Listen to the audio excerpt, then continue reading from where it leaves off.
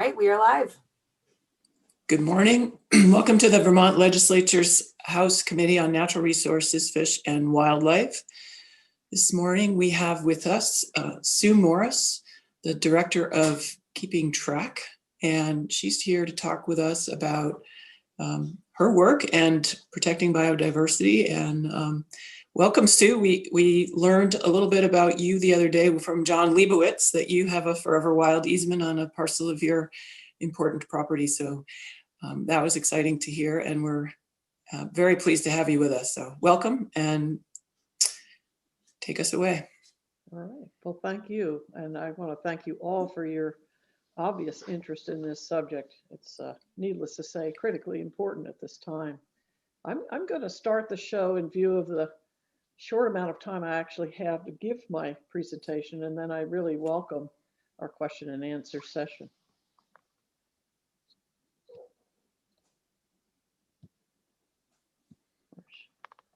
Sharing the screen.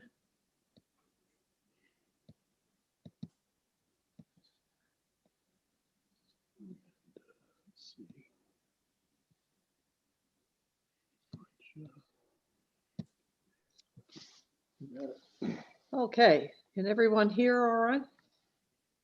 We can. Great. Well, again, I really am pleased to have this opportunity.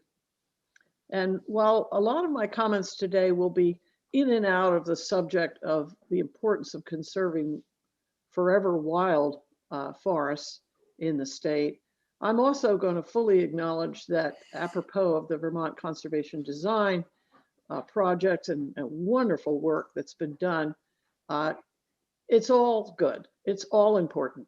Current use is good. Managed forests is great. Farms are fabulous. Farm edge habitats for wildlife that live down in the valleys are critically important. So I'm really going to be talking about permanent conservation of any kind, not just wildlands.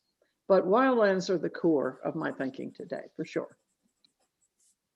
They have us feeling humbled and respectful. We feel love in our hearts, and these are good things, and more in need now than ever in our very troubled world. They remind us of a larger world out there that we don't dominate, that we're just a part of. They're our community, if you will.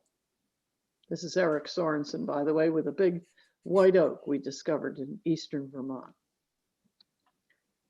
In order to safeguard biodiversity and the health of our natural ecosystems, which I realize is what you folks are interested in, for our children and indeed all of life, we really must find multiple ways to inspire Vermonters to celebrate and conserve permanently the intrinsic ecological and economic value of permanently conserved forever wild forests.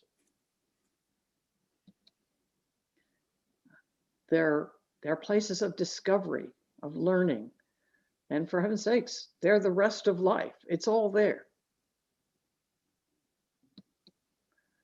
We've learned in recent years about the importance of deadwood on the forest floor, and this is most abundant in old growth forests. And we would argue protected wildlands becoming old growth forests, even if they're not so today, will be refugia for all of these myriad wonders that are out there. For example, logs and tipovers and root wads, stumps become birthplaces for numerous species of trees and other plants that are specialized to take advantage of those environments. Niche environments you heard about from John Leibowitz. Well, yellow birches are really good at this. They get born on stumps magnificently. They know how to grow. Even in this cutover forest in northern Maine, where the forest was virtually removed all around it, a yellow birch seed found its way to that cedar stump that was cut a century ago, and it's good to go. This red spruce grows on a boulder. It's the only reason it didn't get cut. And it's an old growth tree in the middle of a cutover forest. But it reminds us of just how much we've lost for the loss of our old growth forests. The keystone character out there, the woodpecker, in this case, the pileated woodpecker, making homes for more than 50 species of birds and mammals, not to mention insects and amphibians and reptiles that are also known in a few cases to live in these structures. This is really happening in an old growth forest and should. And who lives there? Well, knock on the door and see who answers. This is the American marten, endangered in Vermont. But here's a surprise that I discovered in my study area. Here's a tip over. Doesn't look like much. It's a mess, some would say. And yet what that gentleman is pointing at is this. Inside that lattice work of roots is a winter wren nest. They really, really prefer those structures to hide their nests within. You'll note that this nest is lined with moose hairs. What better way to keep warm? Logs and stumps, as I mentioned earlier, are great habitats in which seeds can germinate and grow. And some are specialized at this. Some can't do it at all. But in this case, the balsam fir is going to try. Under these logs and within these damp wooden structures in the forest floor are other organisms that depend on them for moisture and protection from drying out from the heat of the day. Certainly our amphibians benefit. My own work and my study area discovered that old trees, particularly these on what has now become my property, are used every year by female bears and their infant offspring. I've named them babysitter trees because what happens is, even though bears don't have offspring every year, their daughters use them in the alternate years, telling us that these trees are important babysitters for infant bears. They're like the best daycare center we can find, and they're vitally important. This is where bear offspring can be hidden and away from their enemies while mom is away feeding. They like the big conifers with a ladder-like spacing of big branches so they can easily climb these trees and rest. Other surprises that are out there, I have found in my study area beaches that are totally clean. They are not covered with scale insects. They are not disfigured by beach bark disease. They are not dying. They're flourishing. And as you can see here, they're climbed by bears for their food. I believe we need to conserve as much as we can of our larger core forests permanently so that those forests can serve as refugia for some of the surprises that are maybe out there. This gentleman here, Dave Houston, firmly believes, and he devoted his career to this, he firmly believes there is such a thing as resistance in beech trees to beech bark disease. Is it genetic? Who knows? Now, some people will say, come on, don't talk about wilderness in a state like Vermont. It's been cut over. There's nothing left. Wilderness is a state of mind, in a sense, but the conditions that characterize wilderness are ongoing, and they do develop over time.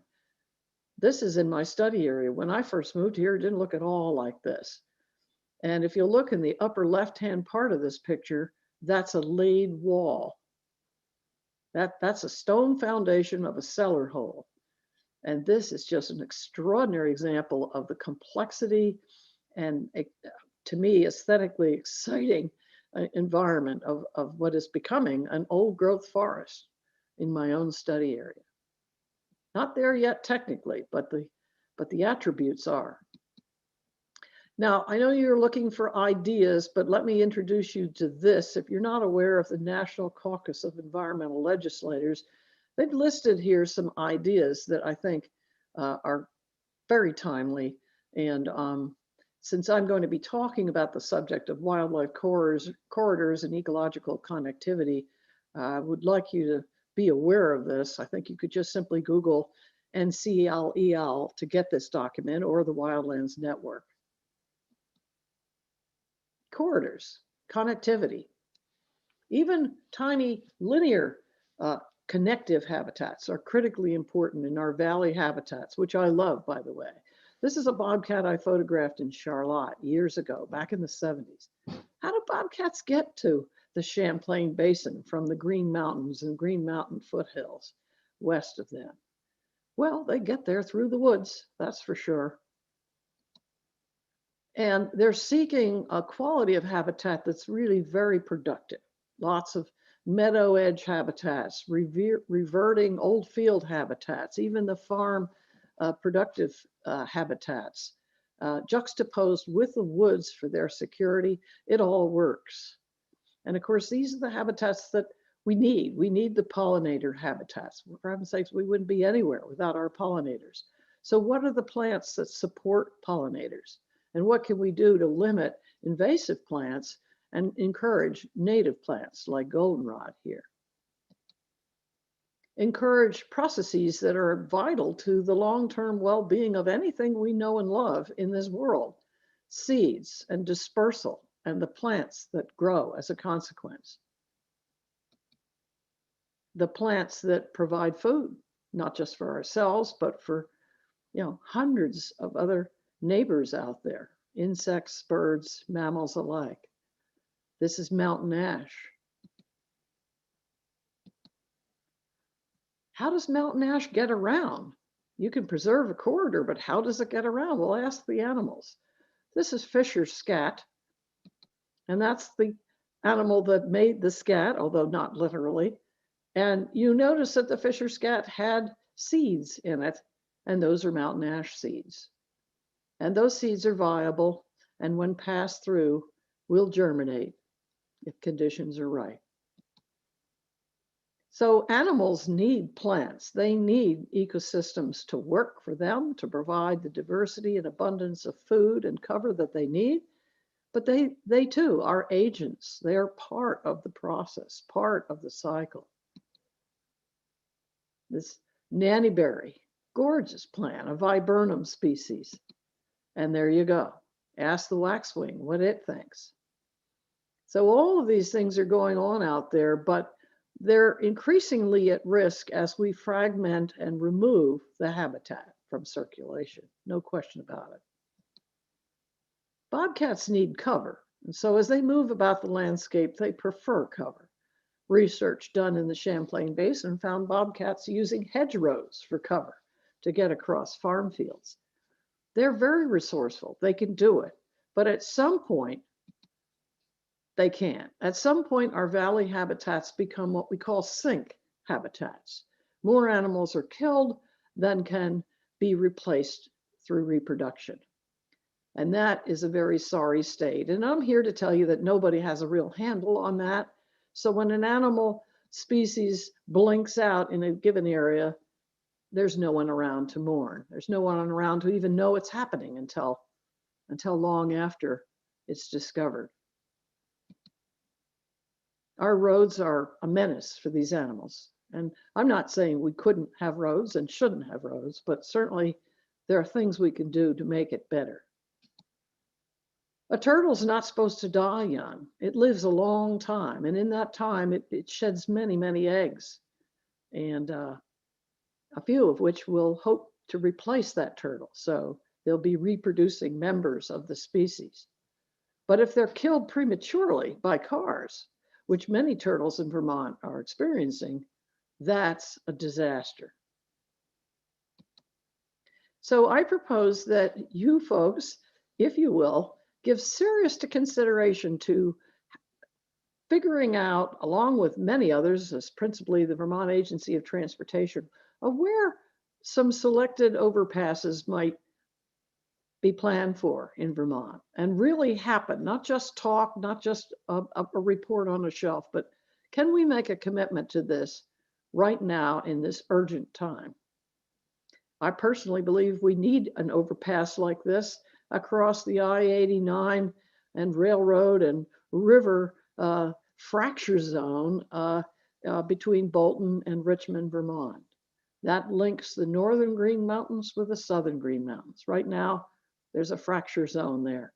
We can fix that. Tunnels are important too. Here's Jim Andrews working with the Town of Moncton's Conservation Commission and Steve Perrin of the Fish and Wildlife Department, and of course the Agency of Transportation, and keeping track. We were players in this. Jim and I co-taught a course for VTrans for many years, and this is a underpass to facilitate the movement of amphibians, frogs, and amphibians underneath a road that was known to kill hundreds of these animals every year as they move from their upland habitats to their breeding habitats across just one road. Now those tunnels are saving all of those lives. So it's important that we reach out to other players in the natural resource and resource management regime and look for real things that we can start to plan for and do. And I would say right now, we're poised. We're poised. I'm really feeling optimistic for the first time in a while. And I really think that this is important and people know it and our leaders know it. And so let's get to work. I'm going to tell a little bit of a personal story here. When I first started my work in my study area 45 years ago, the woods were young, as you see here. It's what we call young forest habitat. And bobcats that I was particularly studying within those woods were feeding on species that live in young woods, species like snowshoe hare and ruffed grouse, and of course, rodents within the shrubby and grassy edges. And so bobcats were doing famously back in the 70s. And then as the forest matured, many of those species became far, far fewer in number. So what was the bobcat to eat? Well, as you can see here, gray squirrel had moved into the area as trees matured and started making more and more acorns and beech nuts. Both turkeys and gray squirrels discovered my study area. They moved there from the valley, literally. Bobcats love turkeys and gray squirrels. So I guess I'm here to say that animals are very resourceful and resilient, you might add, but we need to secure their habitat. And I would argue we need to secure it permanently, not just a 5-year plan in town that says that this is a conservation area and you can only put one house every 10 acres here. That's not going to work. It must be permanent. It must be whole. It must include the refugia that these animals need. They're no different than ourselves. They need the places within their habitat where they could be safe under all circumstances. Cliffy refugia, as I call them, throughout our state are critically important to bobcat. There's just no doubt about it. They can get there. They can jump up there. They can walk those little catwalk trails, and they can be safe from their enemies, which include coyotes and fishers and people and dogs. They can have their kittens there. Now I'm going to talk about science, and I can't, Brad, can I? The text here is getting cut off. Is there a way to move that over or not? Yeah. If you'll give me just a minute here. I gotta be able to read that. This is some language I wrote for a report I gave a number of years ago, looking at the impacts of not just development, but even human recreation on wildlife. And this is a science. It's a new science. It's not unlike the science of conservation biology, if you will. Cumulative effects are recognized as an aggregate of combined and often synergistic human-caused effects, which negatively impacts wildlife and their habitat and ecosystems. Described by conservation scientists as death by 1,000 cuts, individual impacts may be regarded as minor. However, these disturbances are recognized to be incremental and are collectively significant when measured over time and space. For example, scientists now recognize that global scale problems that confront healthy ecosystems today are the accumulation of a staggering number of separate and seemingly inconsequential human-caused effects, which now have combined to seriously threaten life as we know it. In this way, global climate change, acid precipitation, genetic isolation, habitat fragmentation, and the bioaccumulation of toxins in the food web are the deadly consequence of decades of unregulated cumulative effects. One more of these. Why are conserved wild forests important? Habitat losses and disturbances as a consequence of resource extraction, energy development, and even human recreation contribute to wildlife population declines. Over time and across vast habitats, the cumulative effects of a multitude of stresses causes wildlife to experience behavioral, physiological, demographic, and distributional changes. These challenges can result in reduced fitness, unnecessary and costly energetic expenditures, and that's a big one, and the avoidance of altered habitats, human infrastructure, and recreational intrusions.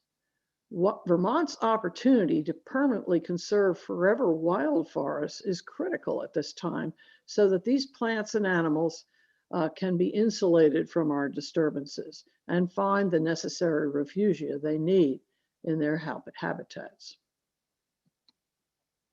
An example, like you have a lovely woods, and it historically hasn't had a lot of human visitors, but boy, there's a lot of pressure. Let's put a loop trail through the woods and have fun out there. And nobody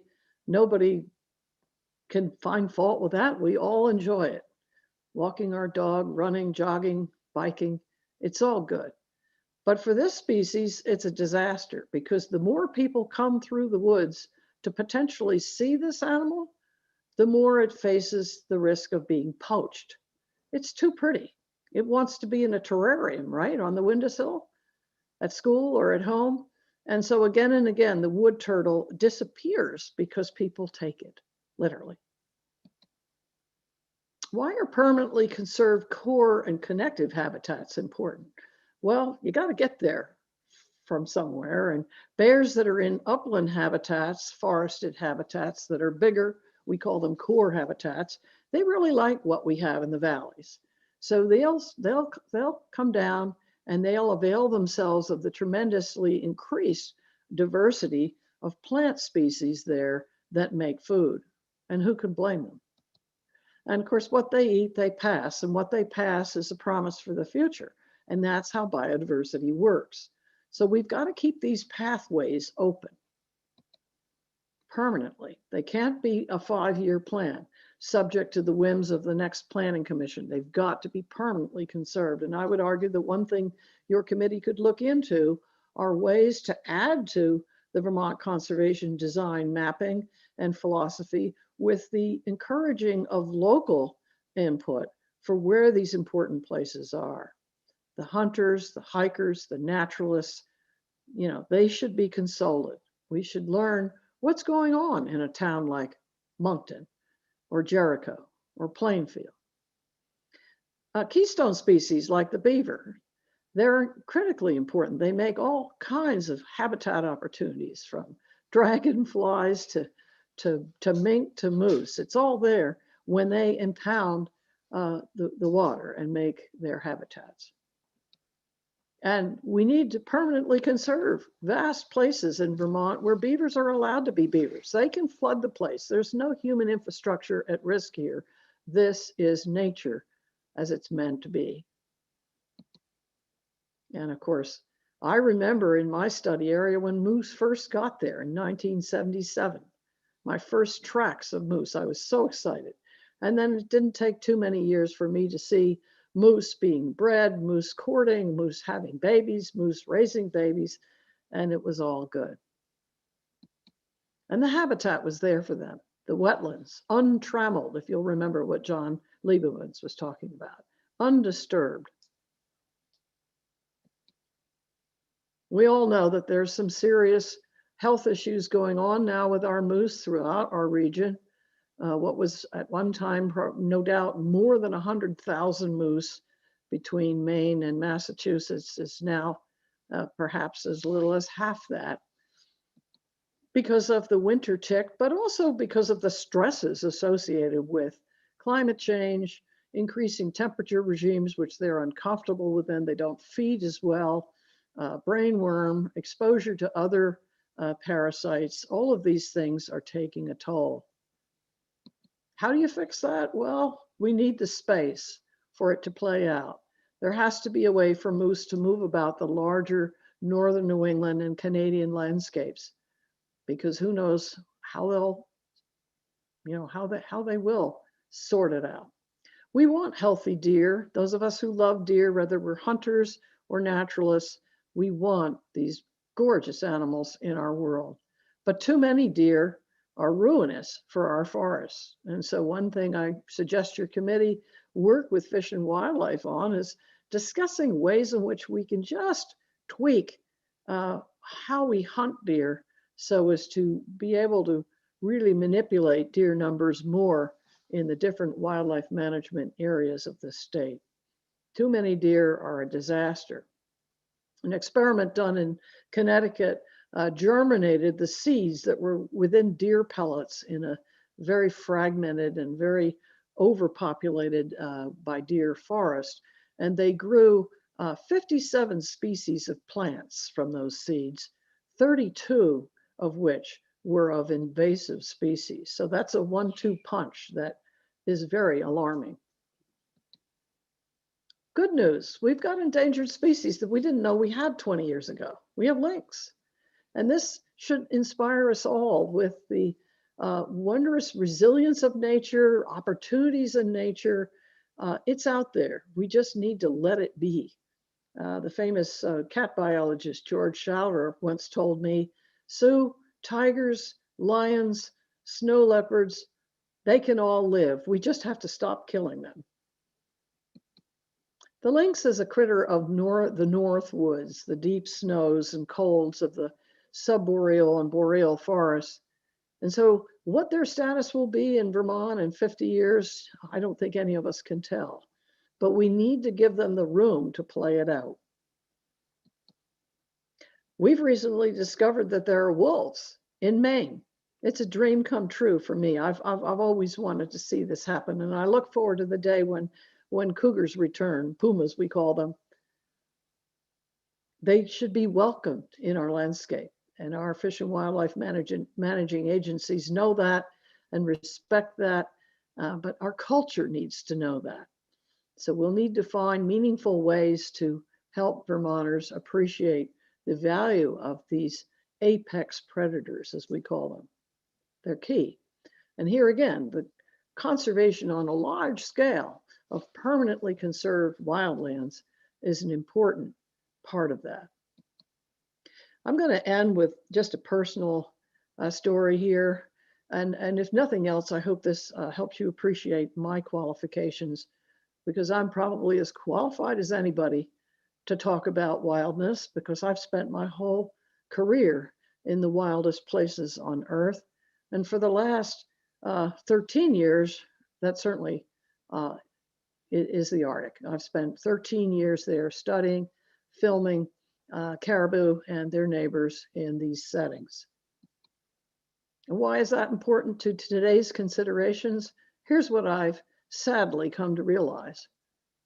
From the Quebec Labrador coast, with these herds, the Leaf River herd, all the way across the country through mountain caribou habitat in the Mackenzie Mountains, all the way to the Arctic National Refuge, what I sadly now realize is no place is safe. Very little of this landscape has been protected, and it's up for grabs. And with climate change, there is increasing, alarming global interest in extracting resources from these lands. And recreational pressure will increase as well. So what will be the future for these animals in the Arctic that heretofore has been safe, big, and wild?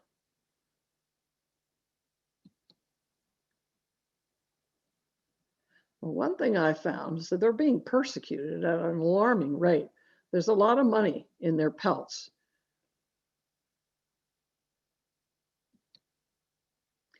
I'm going to end with this quote from E.O. Wilson.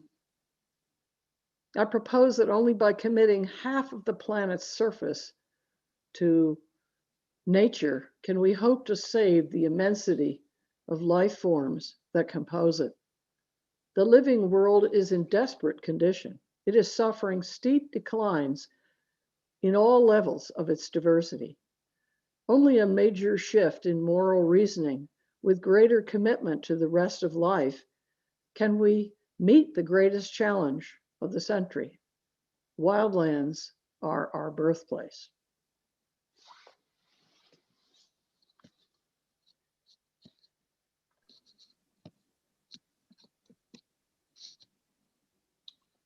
All right. Talking. Yeah. Okay.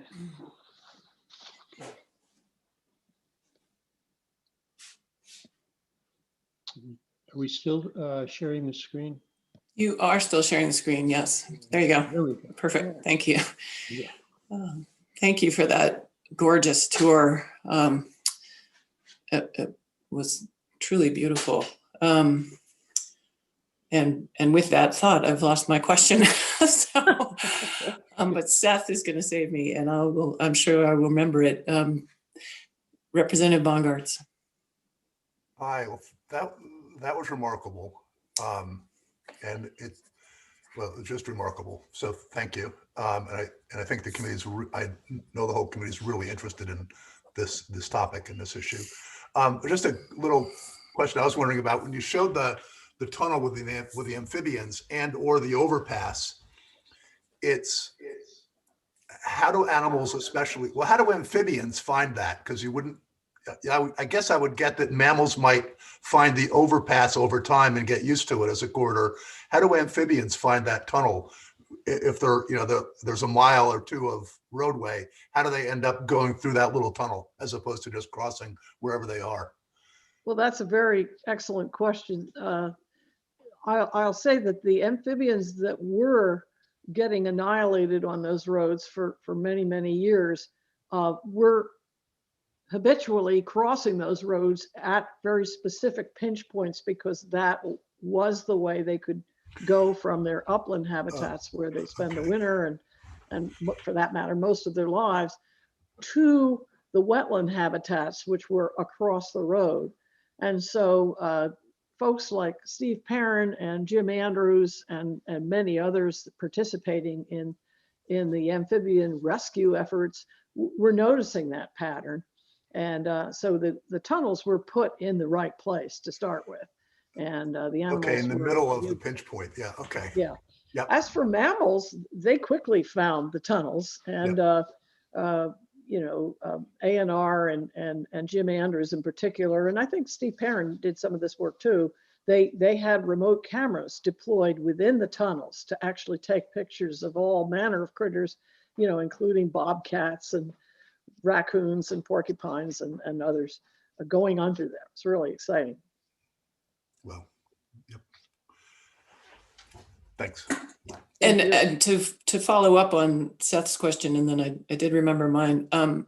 You showed the overpass, and I know that those are relatively new and mostly out west.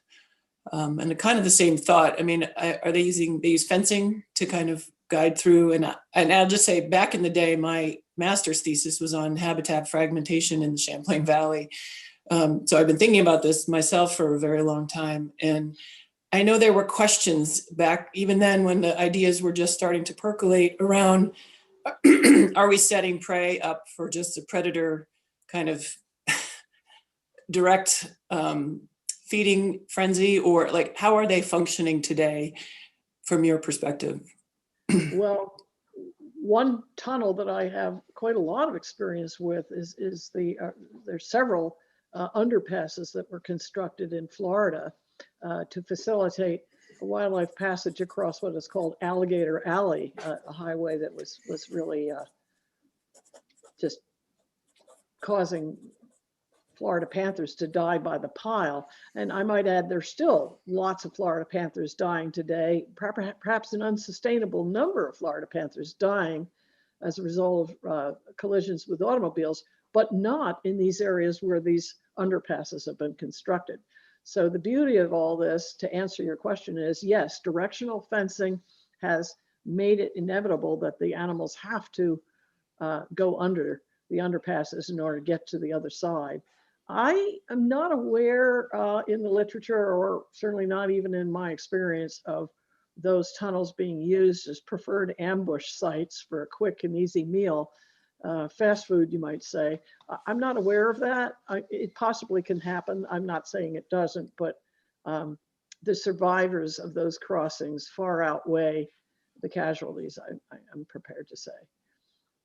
Thank you. And then I'm thinking about, you mentioned the characteristics of wildness or wilderness returning over time. And again, I've spent a fair amount of time in the Arctic myself, and more recently, I taught a Knowles course in the Adirondacks at our newest branch, and started to think a lot about Eastern wilderness in that context. And I then came back home and felt that I was closer to a wilderness experience in my own backyard than I was over there. And so I have thoughts on what it is that we're talking about when we talk about wilderness, but I'd love to hear your thoughts on the sequence or the evolution of a wildness coming back to our landscape. Wow, that's a profound question. I will say that if that wilderness area, large or small, is, as John reminded us the other day, untrammeled by the constant intrusion of the human animal, to say nothing of our infrastructure, roads and buildings and the like, that wilderness has tremendous potential to be there. Whether it's a small microsite like that cellar hole that I showed you the picture of, or a whole forest in which it is situated, it all works. Obviously, scale is important, and so on a landscape scale, our charge, yours and mine, for the next 10 years especially, will be to find ways to really conserve that half Earth, or 30 by 30, to pick your initiative. These are important initiatives, and they're coming up now for a reason. They're coming up now because we recognize we're losing biodiversity at a horrific rate, and at an unsustainable rate, even for ourselves. So now's the time. Thank you. I was also struck by the role of noise in my exploration of what it meant to be wild. The Adirondacks met many of the characteristics in many places, but boy, you could not get away from sound. The sound of motorized vehicles in particular. Yeah. Representative Lefebvre has a question.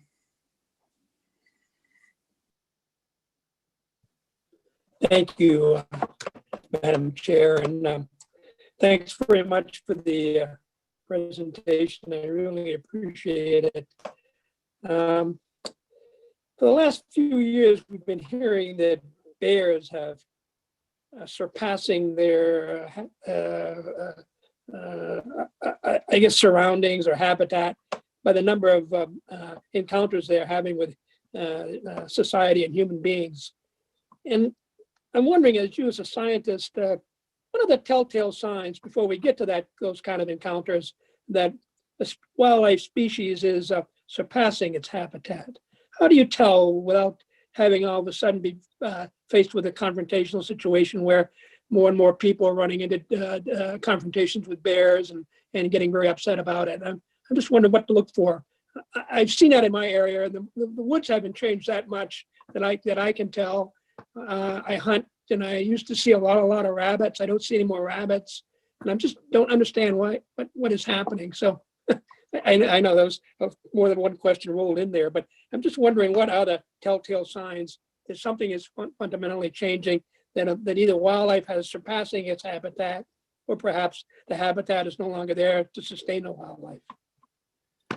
Well, let me suggest I'll think first about your last question. The rabbits, as you noticed, were declining, probably because the forest you're experiencing was maturing. And with that aging forest, the habitat became less suitable for snowshoe hare and so on. To the opposite extreme, I think cottontails are exploding in the Champlain Valley now, and even up into the foothills where I certainly wasn't accustomed to seeing them at all 25 years ago. Animals are able to exploit new habitat opportunities, and indeed they must if their food resources in a given location become less available. As for how we can tell when we have too many animals, well, the obvious example is the herbivore. Deer, for example, if they are too numerous, their herbivory, as we call it, it becomes very, very obvious on the landscape. Certain preferred trees and shrubs just start disappearing. If you don't believe me, go to Shelburne Farms and look in the understory of that forest and realize that even with their, I think, notable efforts to try and control deer, the health of that forest is at risk because of too many deer. And I'm a deer hunter myself. I'm not saying that all deer need to be killed off so that we can let the forest grow. There's a balance there. There's what we call carrying capacity, and different habitats in different parts of the state will have different carrying capacity for herbivores, depending on the severity of the climate and the number of the animals themselves and the number of their predators. And here I'll put a plug in for the predators. They're part of the control system out there, and they should be welcomed by us, not spurned and persecuted because of their alleged wrongdoings. So I don't know if I've answered enough of your questions, but that's a start. Thank you. Just kind of have a follow-up. I mean, I think the deer, in terms of looking at vegetation and the carrying capacity of a winter range, is much easily discernible than what we're seeing with bears. I mean, why can't we do something before we come to a situation where we either have to kill more bears in order to redress the balance between bear and society? I'm just wondering how you do that before we come to this situation where we have to literally shoot more bears in order to achieve a healthier balance with the range. Thank you. I really respect that question, and I certainly understand and I'm sympathetic with that plight, certainly as experienced by Vermont farmers that try to grow corn, for example, where bears are used to coming. But I will say that it's more of a social carrying capacity at that point for bears in a given community. Some communities are much more concerned about bears coming to the corn than others for whatever reason. But it's about education, and I do believe that here again, if a policy tweak might involve more of a compensation for farmers with those losses, and maybe even an investment in the farmer's ability to not have corn growing in an obvious place that bears are used to coming. For example, beside the river, the Huntington River in Huntington, for example. I know what I'm saying is perhaps unthinkable for some people, but in times of mass failure, when the natural foods that bears must have are less available, they will seek out what's in the valley. And we've got a veritable smorgasbord of delicious foods down there that they want to avail themselves of. And it's sort of up to us to figure out ways to minimize that risk. I realize that's, yeah. Okay, Representative McCullough. Good morning, Sue Moore. Indeed, good to see you again. And for committee, though I don't know Sue well, she's been on our farm way back in as early as the early 70s, studying wildlife here, and been on hikes with her where we tracked bobcat. But quite cleverly, we tracked their tracks backwards to learn more about them. And I thought that was brilliant and very enjoyable. So thank you. Good to see you again. Two questions, Sue. This committee is likely to be considering some changes to UVA. And I think most of us in Vermont recognize the value of UVA and in its ability to help sustain forests and agriculture and open space. And certainly in some cases for many, many, many years, and in other cases, there is profiteering that happens, and the penalty for withdrawal for conversion is minimal compared to the benefits for the developers. With that, I'm curious what your thoughts are about adding Forever Wild component as a permissible tool in for UVA. Right now, as we understand, forests have to be commercially productive as part of our agreement to be part of UVA.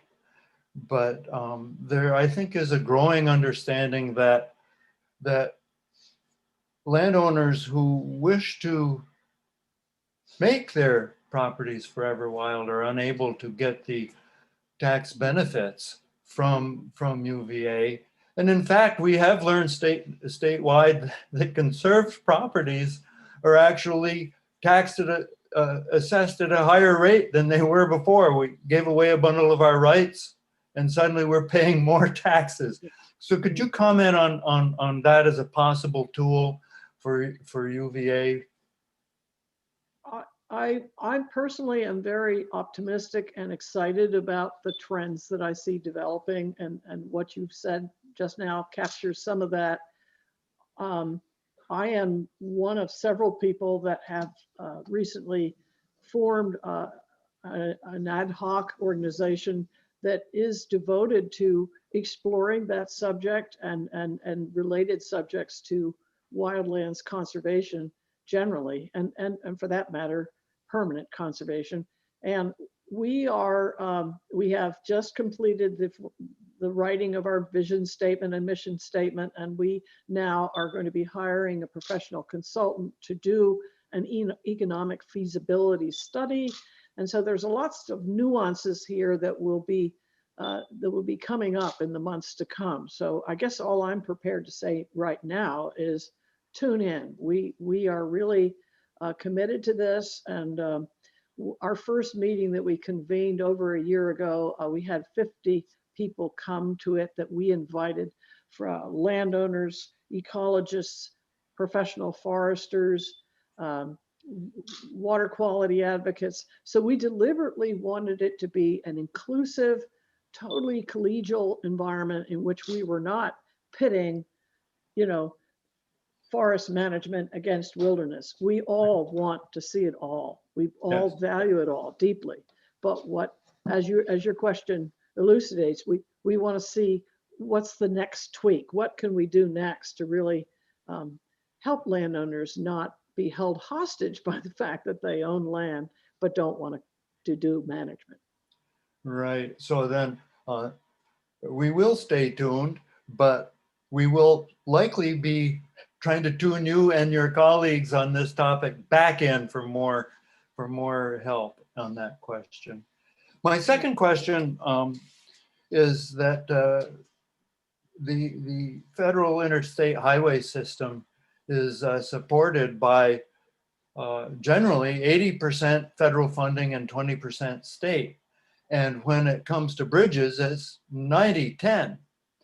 And so the question, are you aware of if the Fed is supporting the wildlife overpasses with the same or some other formula for construction and maintenance? I I can't speak to the specifics of that as they relate to Vermont, but I do spend a fair amount of time in Montana and Arizona, for example, to name just two, and for that matter, the Northwest in Washington state. And there is tremendous momentum, starting with citizen scientists on the ground up doing the monitoring, working collaboratively with fish and wildlife departments to develop, maps that show best locations and that sort of thing, and ground truthing, using tracking and some of our techniques that we teach, and then actually doing projects that move elk and grizzly bears and moose and all kinds of animals across these highways. It is happening, and my prediction is that more of it will happen. It's all about money, and I'm not here to simplify that. I'm not here to be naive in the face of the cost of these things, but I do believe America has the capacity to afford that. And I think we're going to see more and more philanthropists coming out in support of these things and augmenting our federal dollars. Thank you very much, Sue. Thank you. Representative Morris. Thank you, Chair Sheldon. Susan, thank you for the presentation. What a beautiful series of slides, and I can sense your passion within the delivery, and certainly respect that in all regards. And thank you for that. My question is, in your presentation, you talked about preserving 50% of the global wildlife or wildlands and preserving it. And obviously in Vermont, I think 50%, I'm not sure that would be possible, and I don't want to break it down into such micro areas or territories. But how do you see, what is your perception of what the wildland preservation would look like? Is it what size or acreage, or are you talking large parcels, small parcels? And my question is going to lead towards the coexistence. Obviously, you mentioned the highways and hunting and recreational trails and forest management, invasive plants and insects, et cetera, and it's all influenced by climate change, of course. But what's your? I'm trying to get a perception of what your thinking is for preserving tracts of land for wildlands. What would that size look like, and how would they connect? I would be irresponsible to take a wild guess at what that might look like in a state like Vermont, but certainly globally, there's plenty of opportunity to achieve great swaths of permanently conserved land for half Earth, or for 30 by 30, whatever initiative you want to embrace. Locally, our efforts through, for example, the Wildlands and Woodlands initiative, authored by the Harvard Forest folks and a veritable who's who of foresters, including many Vermonters. This is a vision for our region that sort of may answer some of your questions. There's no one shoe that's going to fit all of the feet here, but I do think that internationally, global citizens can get behind the concept of of half Earth, especially in these really remote parts of the planet that need to be conserved for their carbon impacts and methane impacts, and just because they are already wild. And that includes oceans as well, not just land masses. So it's going to be an iterative process, and it's going to depend upon the citizenry in each state and in each nation. But the time is now. Well, that seems like a really great point to end on. My last question was along the same line. So thank you, Representative Morris, for that, and Sue Morris for coming in. This has just been such a treat. I know you're very busy, and we really appreciate you taking the time to share your work with us. Thank you. Committee, we will take a 5-minute break and start up again at the top of the hour, 10 o'clock. We'll see you in 5 minutes. Thanks.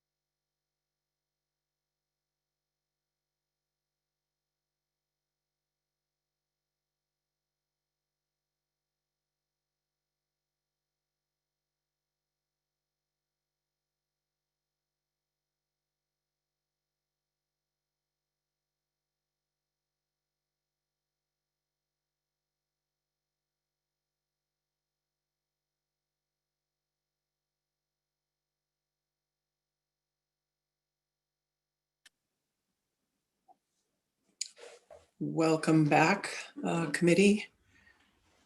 I will wait to see a couple more smiling faces before I reconvene our meeting. Here they come. Excellent.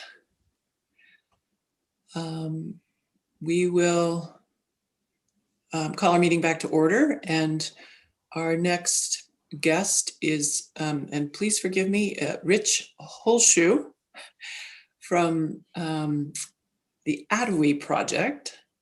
Did I do okay with both of those? I hope. Welcome. Good morning. Thank you so much for joining us, and take us away.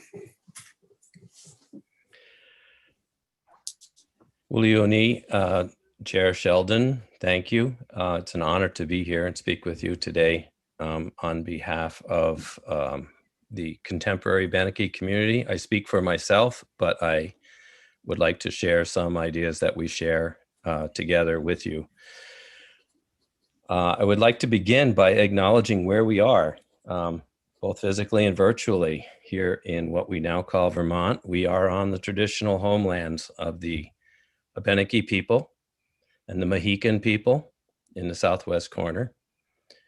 These are unceded traditional homelands of the Abenaki, their ancestors and their allies, and the land is still here. We are all here now. The Abenaki are still here, and we have responsibilities that we need to meet. We're going to talk about some of those today. So thank you for this opportunity. I'd like to introduce myself in the language of this land. Alnombaudwa Wongan, the Western Abenaki language. Kwai uskinidom pa aquinonguzian and delawizi lit dendai wantastagaku tsisokwakik and wigodam namiolan pamgisagak. Hello, my friends. It's good to see you today. My name is Rich. I live in what you know as Brattleboro. The traditional name is Wantastagak, named after the confluence of the West River and the Connecticut River here. I would like to kind of go over some, I'm a language person, obviously. Like to go over some linguistic exemplars of perceiving relationship and being in place. I'd like to start out by just sort of looking at the idea of what does the word indigeneity mean? You look it up in the dictionary and it will tell you quite simply that indigenous people are the original people or the first people of a place. So what we usually focus on when we're looking at that concept is the people, whoever they might be, the Abenaki, the Mohican, the Mohawk, the Dene. These are all the indigenous people. The part we are not really thinking about and which we are here to discuss today is the place. You separate people and place and you no longer have a working concept of indigeneity. I hope that makes sense. Every group of indigenous people is attached to a place. The indigenous people of this place are the Abenaki and the Mohican, primarily the Abenaki. Abenaki homelands cover most of what is now Vermont, all of New Hampshire, southern Maine, and southern Quebec, and a little bit of northern Massachusetts. It's a very large homeland.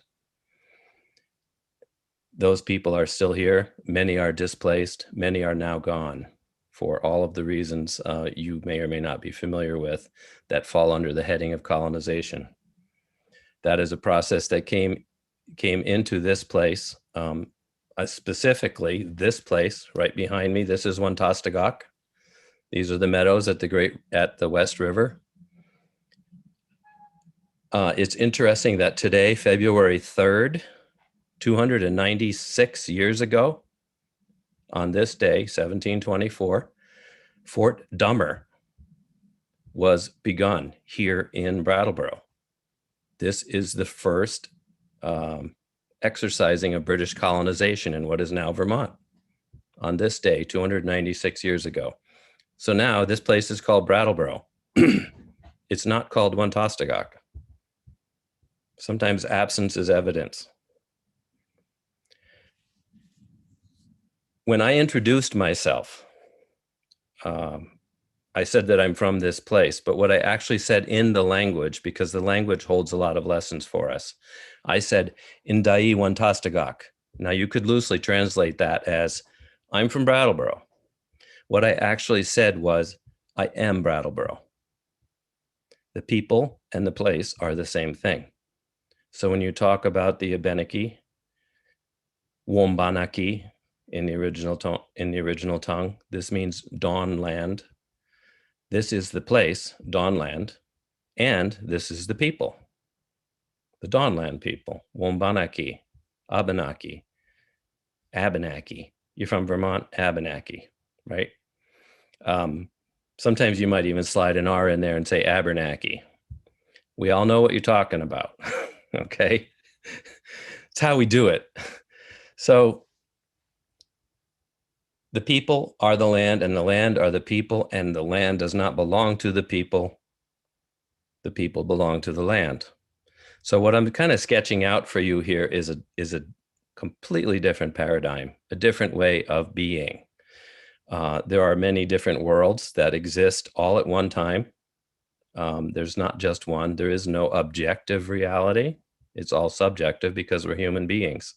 We all see the world through our own eyes and our own experiences and our own cultures. So I was asked to talk to you today about how an Indigenous person might view relationship with the land, particularly this land where we are, the Green Mountain State, and how that perception would inform the situation that we're in today, and what do we do from here on out? How would that be put into play? So first of all, we need to look at that reality that we're all here now. Not everybody's going to go back where they came from, as some people express it. We have to figure this out. How we got here now to this point today is informed by what's happened in the past, however. We are created by our past. We are our past. Energy and matter are conserved. There's nothing new on this planet. Everything that is here came from what was before. This is a fundamental understanding in which time collapses into just the present. That's all there is the present. And the future, what we think of as the future, is going to spring directly from what we do today. The decisions we make, our will. As humans, we have this ability to make these decisions that will impact more than our own lives. We have this fantastic power that we often overindulge in, to put it mildly. So how does one make good decisions? How do you create a future based on what has happened in the past and what we're experiencing now? Well, you want to basically look at what your culture has taught you, the fundamental values of that culture, and see if it's working. Do these tenets hold? Are these sustainable values? And if you stop and you ask those questions, it can become abundantly clear. So we've been involved in a trajectory here of Vermont being a microcosm of the Western world in general, and we see how it's going. And in many respects, it's not going well. Biodiversity is just dropping like a stone. Global warming, all of these things. I don't need to go over the obvious with you. What do we do now? We need to behave differently, make better decisions. That's the concept of coming back into balance. This is another operative concept of Indigenous life, coming into balance. Here's my little show and tell. I have this tattoo on my arm. Oh, my virtual background is messing everything up. There we go. It's upside down because of I don't know. I don't stand on my head very well when I'm on Zoom, but this is the double curve. This is a traditional Wabanaki decorative motif. It is a symmetrical curved line. It talks to us about balance and life. We want to find ourselves in the middle. Things don't always stay in the middle because entropy, right? Things tend toward chaos. And so it takes some conscious effort, some energy, some input, some good decisions to move back toward balance. This is what's in front of us right now. How do we do that? So I would suggest that indigenous cultures, and I'm speaking generally, which is always tricky because they're not all the same, but generally speaking, and including Abenaki culture, we would want to find ourselves in the middle of everything, not at the top. Humans are not on the top, we're in the middle. And in some traditional respects, we're actually the youngest ones here, and we have the most to learn. So we would look around us and learn the lessons from everything else, that everyone and everything else that's around us. We're not going to look at things in terms of objectification. Trees, rocks. I mean, this is not really fairy tale stuff. This is a way to be in the world. These are not things. They are people. They are entities. They have personhood. In the Abenaki language, we don't use gender. There is no his or her with our verbs. There is animacy to a greater or lesser extent. And when I look at a tree, I say, Awani Abazi. I am not saying, what is that tree? I am saying, who is that tree? It is baked right into the language and is a way of being in place in the world. So I was listening to a Lakota elder speak, Tiokasin Ghost Horse. He has a pretty well listened to radio show called First Voices. And he was speaking down here in Guilford, right around the corner from me. And he said a thing that has really stuck with me for years now. He was describing walking on his reservation. I believe it was Pine Ridge out in the Dakotas. And he said, I was walking around out in the brush. And he said, I was where most people would say was the middle of nowhere. And you know what, we use that expression around here. I was out in the middle of nowhere. And he said, but I was not in the middle of nowhere. I was in the center of everything. So here is a way to be in the world. This is not placing human beings at the center of everything as in you are the focus. You're standing in the middle and everything is looking at you. See the difference? So as you move through space, you're always in this center of all these other beings interacting with you. And as you move, those relationships change. And you have to be aware and respond to them. So again, here we are in the present moment, in this place, and we have to respond to what's going on.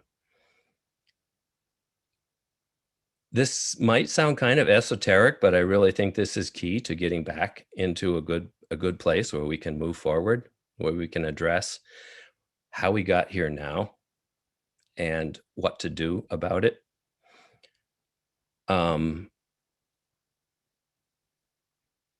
I'll go back to the language for a minute because it kind of points to this really fundamental divergence of interaction and being in the world. The English language is primarily a language of nouns. We use English every day. It's the water we swim in, so we don't often think about it, but it is a language of nouns. It's about 75% nouns. Interesting little factoid, but what it actually tells us is that English is the language of objectification. We like to label things. This is not, this is analysis. It's not a criticism. It's just an analysis, the way things are. English has become the language of business around the world because it works very well in this manner. We're very good at putting hierarchies, values, labels,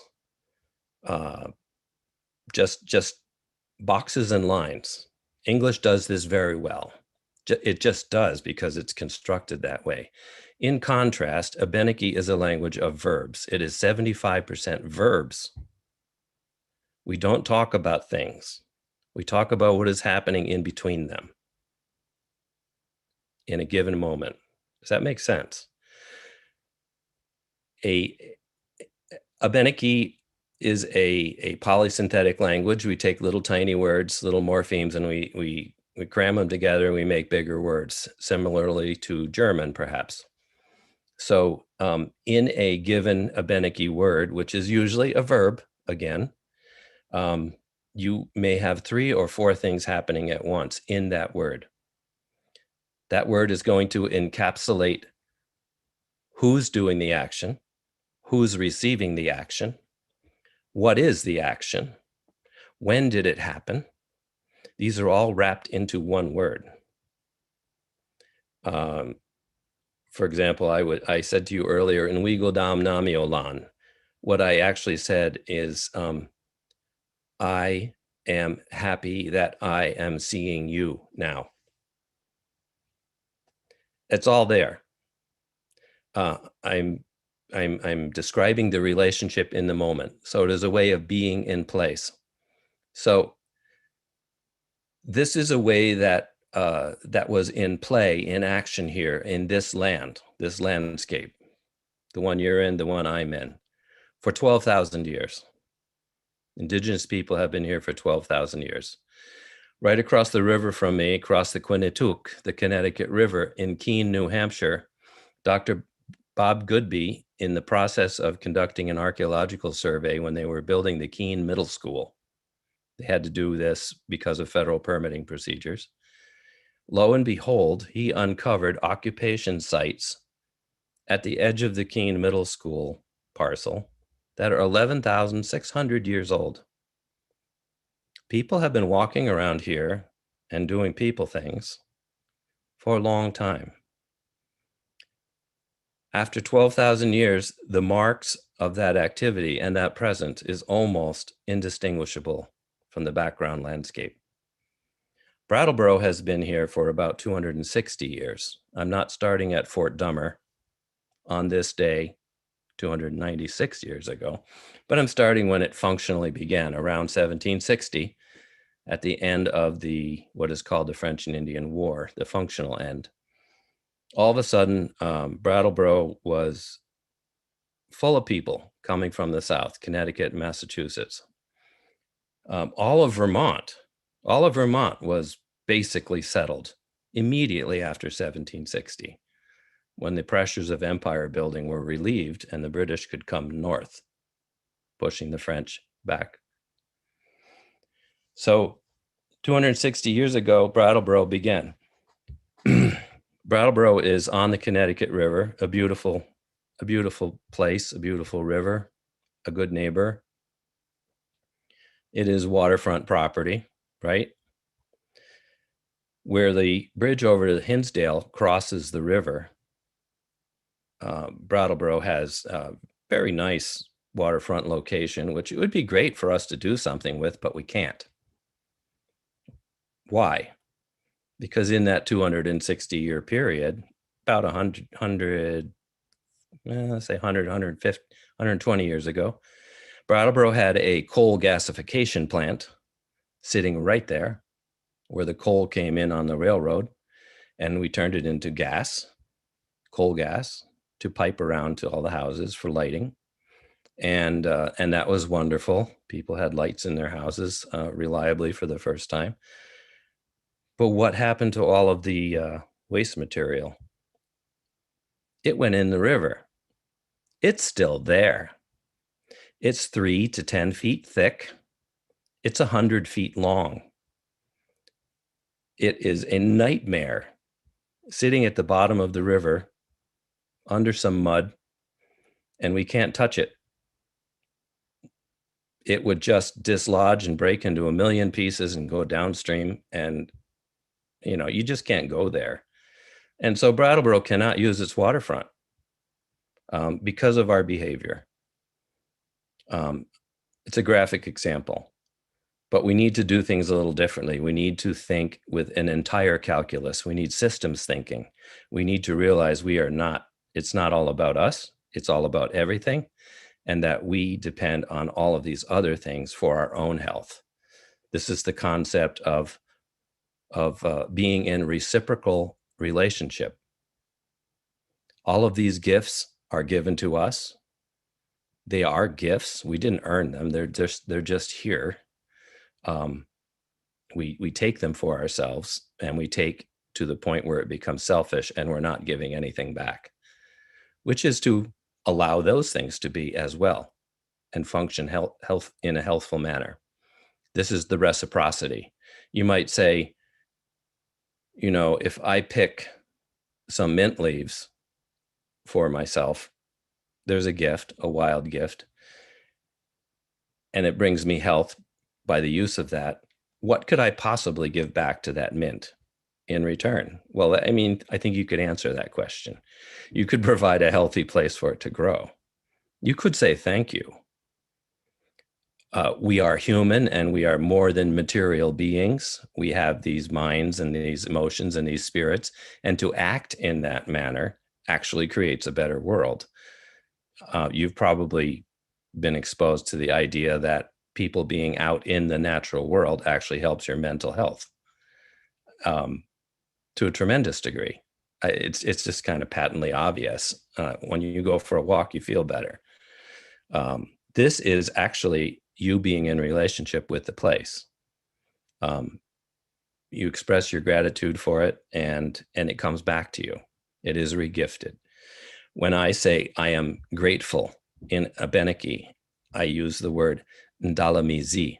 I am in the normal way. This is what I'm saying. I am in the normal way when I am thankful. If you are not thankful or grateful, you're kind of missing the boat. You're out of line. You're greedy, to put it very bluntly. So, this all kind of sounds like woo-woo out there, right? Philosophical, whatever. I'm a preacher's kid. I apologize. My dad would be proud of me, and I hope that he is, if I hadn't drifted so far off the straight and narrow path. But I'm actually happier now. But I am grateful. I am grateful for my upbringing. I am grateful for my parents. I am grateful for this world around me. And I'm grateful for you folks who are charged with the responsibility of taking a look at these things and making good decisions today in the present. A couple little statistics just to throw out. You may or may not have encountered these. There are a lot of indigenous folks, tribes in this country, to bring it home, who are signing on to the 30 by 30 initiative as an example of something that can be done, something that we can wrap our heads around and sort of, put some of these principles into action while we figure out the details. And I am a firm believer in the aphorism that charity begins at home. We all need to start where we are. I work primarily here in Wantastagok. This is where I live.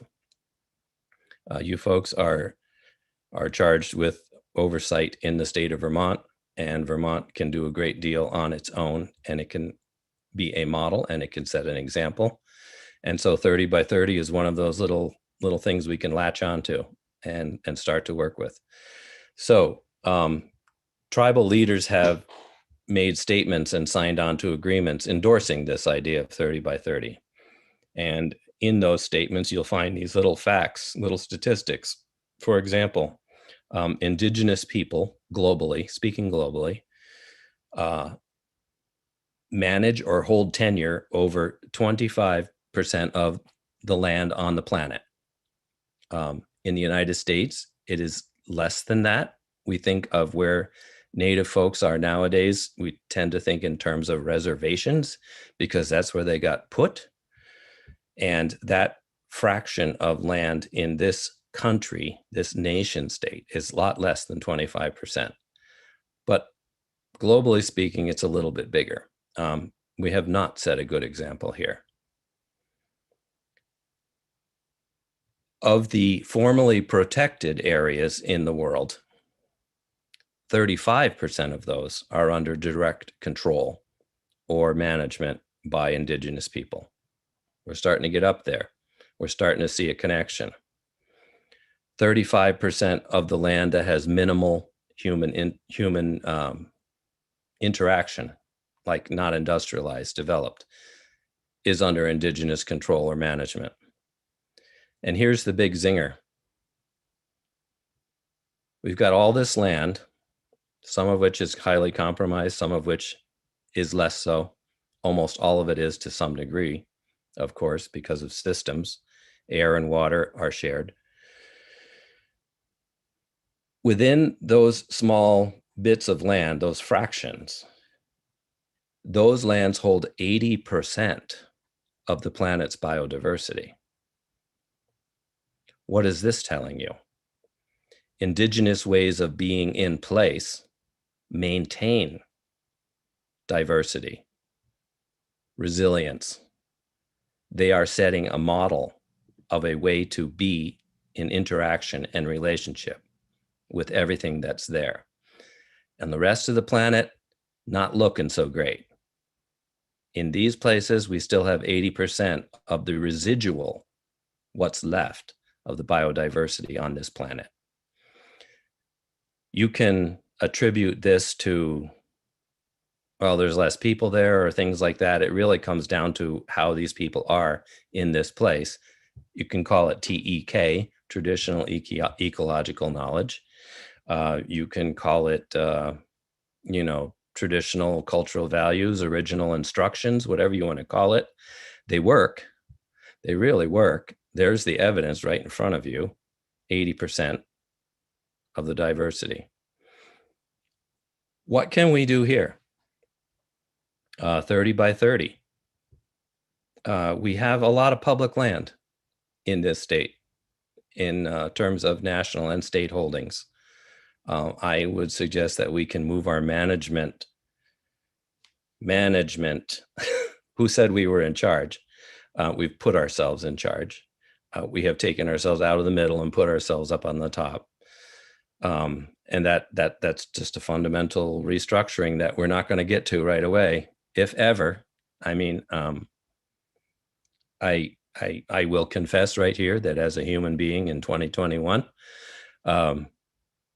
I don't think this is going to end well. I really don't. People are people. That does not relieve us of our responsibility. We know that we can do better. And it would be good if we did.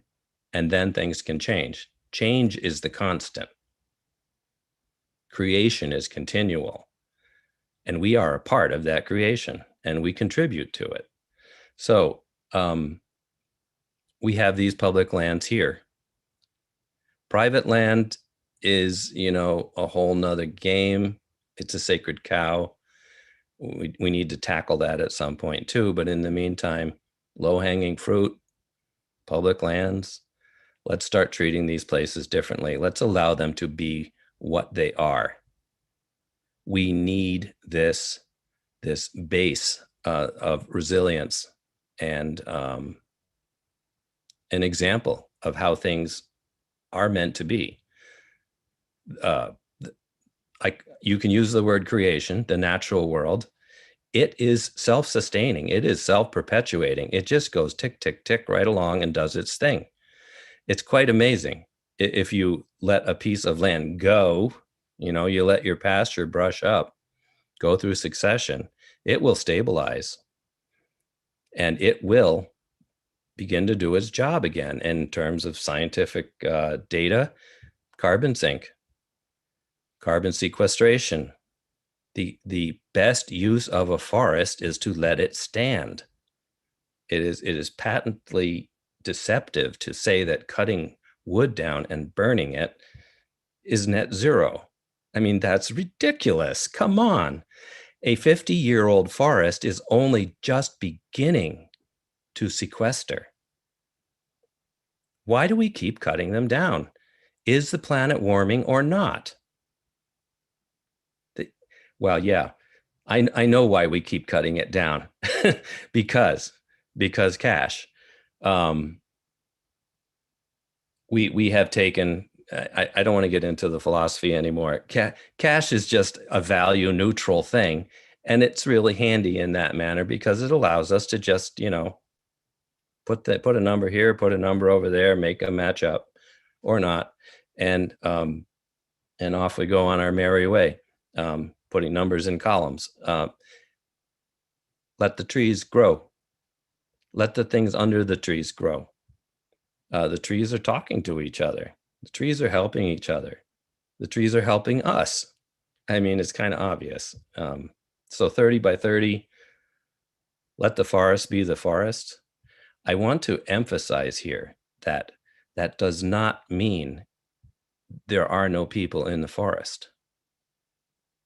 People are a part of this world. People have lived here in Indokina, our homelands, with our ancestors for 12,000 years. And the forests persisted. They didn't go away.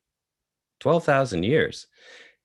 Brattleboro was settled in 1760, and by 1820 or 1830, there were no trees left.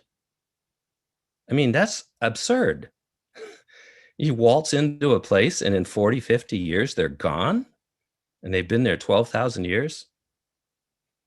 When Reverend Ezra Stiles came up from Connecticut, he was a Unitarian minister down there who documented his life very well in his journals. And he traveled a great deal, and we are indebted to his writings for some things that were not written down by other people. He actually traveled up here to Brattleboro in, I think, late 1760s. He was on a mission with a bunch of surveyors. This guy was just like interminably curious. His wife probably never saw him, but he traveled up the river to Brattleboro, and in Brattleboro, they struck the West River, and they got on the West River, and then they got on they went into the woods. How did they know where they were going on a trail, right? The trail was already there, and they took it, and they were going out to survey the town of Draper. Ever heard of Draper? Draper is called Wilmington now. So they were heading out to go take a gander at Draper, right? So he gets off the West River and they head up the trail, and he said it was quite amazing. There was no undergrowth anywhere. The forest was open. He said there were white ash trees, 100 feet tall to the first branches. He was in a healthy, happy forest. That forest is long gone. But Ezra Stiles saw it and he wrote it down, so we know about it. When the first settlers came here to Brattleboro, after Fort Dummer was built in 1724, and it was safe because the marauding savages were displaced. It was written that when the first settlers came here into the intervales, the meadows along the river, by Fort Dummer, by the Retreat Farm, which is where Atui is partnered. I'll explain that quickly in a second, and then I'll stop and leave you some room for questions. When they came to these places, it said they were devoid of trees. There were no trees on these meadows. The native folks had been burning them over, keeping them clear, maintaining edge habitat, maintaining land to plant on, encouraging certain things to grow near their village settlements that were of use to them, natural gifts. They were interacting with the environment in a limited manner. Abenaki are a river-centric people. They center themselves on the water. That's where life comes from. It's the highways, the trails, the delivery methods. It's where the way the fish come in every spring. Happy to see that. Used to be happy to see that. I'm involved in the relicensing of the dams on the Connecticut River right now. I represent tribal interest with Great River and with First Light. We are 8 years into this process now, probably into the final year, but I'm representing tribal interests. And, you know, one of those is fisheries. When the first settlers came here, in addition to seeing all these wonderful cleared lands that were already here, they said when you got to the West River, where the West meets the Connecticut, there were so many salmon coming in the river that you could walk across the water on them. Of course, this is a metaphor, but this is what people actually saw with their 2 eyes. How many salmon are there now? Zip. How did that happen? Yes, that again. We need a medium of exchange, a way to relate with each other. That can be money, but we need to have a complete economic calculus in what the cost of things are. And we don't even come close to that now. So we are out of relationship. Atui, I'll just explain what that is. Atui is an Abenaki word. It means together in space and time. What a wonderful concept. I chose that word for this organization that is just birthing itself right now to embrace the idea that we are all here now, and what do we do about it? This is something we're going to explore through an Indigenous perspective, through an Abenaki way of being in place, because this is the place of Wantastagak, the people and the place. We are partnering with Retreat Farm, which you may or may not be familiar with down here. It is a nonprofit, formerly the food producing arm of the retreat itself, but it has been independent and separate for 5 years now. And it is a nonprofit dedicated to connecting people with place. When the executive director, Buzz Schmidt, and his staff, who are all amazing people, we call them the Farmily, they came to me last summer and they said, so Rich, you've been doing all this stuff, you know, scooting around here and there, trying to cause good trouble. And we propose that you bring all this under an umbrella of organization, and we will partner with you and be your institutional fiscal sponsor and have at it.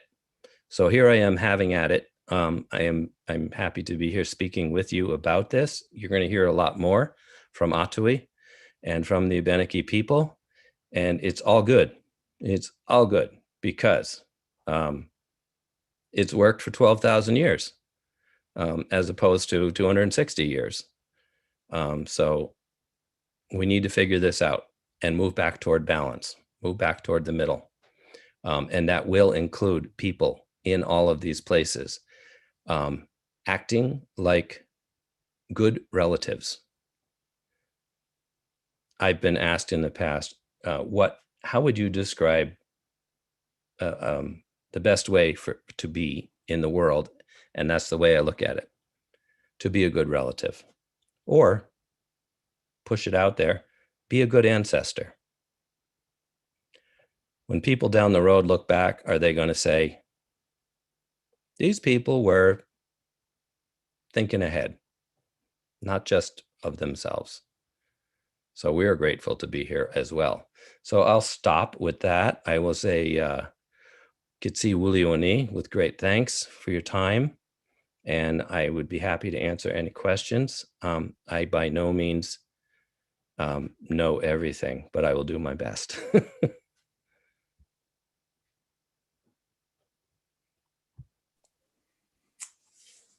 Thank you, Mr. Holschuh. That was great. It really opened my mind up, and put some perspective on our work, and I look forward to working with you in the future on M30 by 30. I do have a draft resolution, which I haven't talked to the committee about yet, but on adopting the goals of 30 by 30 as a legislature that we may be taking up.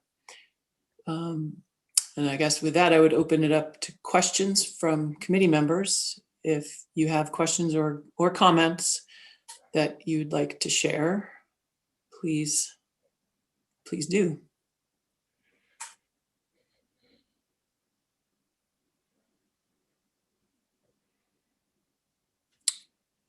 Representative Bongartz.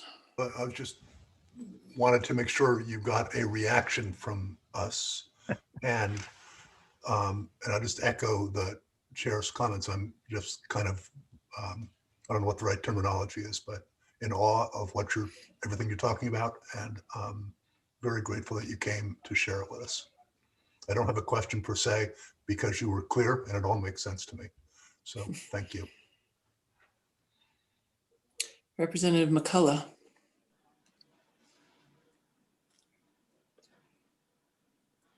It is okay to cry. Tears of joy are healing. You, sir, have been very healing to us today, and I thank you.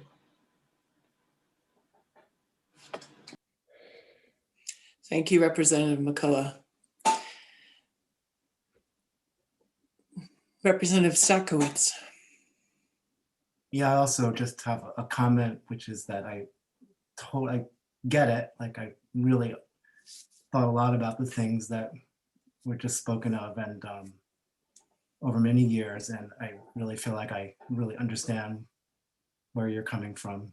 Thank you so much for talking with us. And I would start to have questions, except I fear that the next level of questions and discussion would take days and weeks, and so I'm happy to just leave it where it is, but lots to think about, and thank you very much. Representative Terenzini.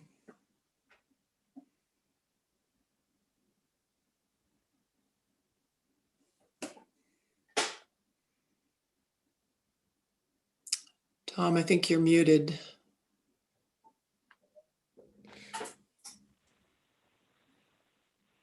Rich, question, what do the Abnakis want for reparations? Well, that's a big question. I'm going to approach this from my personal viewpoint, which I do know is shared by others. Again, different people have different ways of looking at things. However, when the word reparations or the concept comes up, I offer that in the interest of making meaningful change, which requires hearts as well as minds, that before reparations comes a process of reconciliation. Before one can propose to take an action that purports to redress some perception of omission or appropriation, or whatever you want to call it, you need to have a process of reconciliation where we all agree that this is the situation, so that the response can be adequate and appropriate. I would further offer, because you will hear this word reconciliation also in the same context, various government entities have undertaken this process. Canada, most notably, has gone through what's called the Truth and Reconciliation Commission process. I would back up even further, because I'm kind of a big picture person, and I would say that before reconciliation comes conciliation. You can't reconcile until you have conciled. And what is that? That's starting at the beginning. Conciliation is simply two parties or multiple parties coming together and saying, this is what happened and we recognize it. That's conciliation. This is a traditional indigenous approach to diplomacy and relationships between various groups. You come together first and you say, I'm sorry, I recognize that, for example, your grandfather has passed on. I recognize that. I honor that. And then the other person says, thank you for recognizing that. I appreciate you for saying that. And then we can talk about reconciliation. Perhaps it was because your people killed their grandfather. Okay? First, you recognize that something has happened, and then you start to talk about how you got to that point. And once you've agreed on how you got to that point, then you can start to address what you're going to do about it. So I don't think we're anywhere near reparations. I don't know what that would look like because we're not there. I would offer that, first of all, everyone needs to sit down and say, this is what happened. Vermont can say, and Vermont has begun, and I honor that. In 2010, with a recognition process in statute, Vermont began to put the cards out on the table and say, okay, we as a state government recognize that the Abenaki have always been here, and they are still here. Awesome. We've started the process of conciliation. Up to that point, that was not the case. Former Governor Dean, with his AG, spent up to $1 million of taxpayer money saying, no, we can't say that. And these are all the reasons why. In 2010, that $1 million went into the, I don't know, what do you want to call it on the balance sheet, you know, the money part. But we began the process of conciliation. We're still going through that. It's not going to happen overnight. It's not going to happen in 1 year. It's not going to happen in 3 legislative biennium sessions. But we're talking about it. So, and I'm talking about it right now with you folks. We're talking together. So this is a good thing. We're not at reparations yet. We're reconciling. Let's keep doing this. Tangible, concrete things, to get to the point of your question, include Native people in discussions about what you're going to do with public land. Recognize the fact that these cultures have been practiced here in a sustainable manner for that long, and they're not a threat. It is not a threat to allow people to go onto public lands and collect their traditional medicines and foodstuffs. That is not a threat. They're going to do it in a respectful, reciprocal manner. They're going to set a good example. Not everybody. People are people. Yes, there are flies in the ointment everywhere. We deal with them when they come up, okay? But you don't need to wholesale discard these ideas as incompatible with how we do things, because the way we do things is not working anymore, or not working well, or working less well. You can cut and dice this however you want to, but we need to bring these voices back into the conversation, back into the community, and embrace it as a pretty good way to look at things, to interact with things. Get beyond just reductionism, reductive thinking, balance sheets, cubic feet of timber on a given acre. We just went through a process here in Brattleboro designating a preferred solar site because it's, you know, it's in the amendments to Act 248. And this particular solar site is 10 acres of forest. They're going to cut 10 acres of forest to put a solar farm on it. And you can do the math in such a way to show that this is beneficial, but I submit that that is a very incomplete calculus. You cannot cut down 10 acres of forest and say that you are ahead of things. You are not ahead of things. That forest is just beginning to sequester carbon now. It's going to be gone. Yes, the solar panels are displacing fossil fuels. I get that. But that is a calculus, that is a balance sheet that's over here. It is not looking at this. We need to start thinking like that. Thank you. Representative Dolan.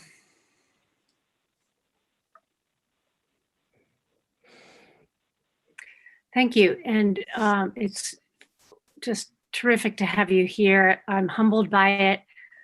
And there's so much that we can learn from you and what we've talked about today. So I appreciate that. I appreciate it as the continuation of a conversation we need to have and to help us determine how to bring that your voice, your messages to everything that we touch and address. So there's so much we can learn from your words, and I want to thank you for that.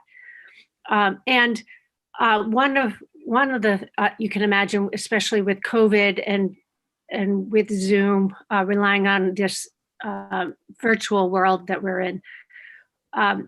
Our time is finite, and we're a farmers legislature where we meet for a finite amount of time. And so if you could help us determine how to keep engaging with you and the other tribes, how do we make sure that everything we do is considerate and thoughtful and accessible, and so that we can, in fact, pass that baton and become the ancestor and pass that baton, knowing that we have left the world a little better than where we're currently experiencing today. We know we have the Vermont Commission on Native American Affairs. We often have them participate in our process.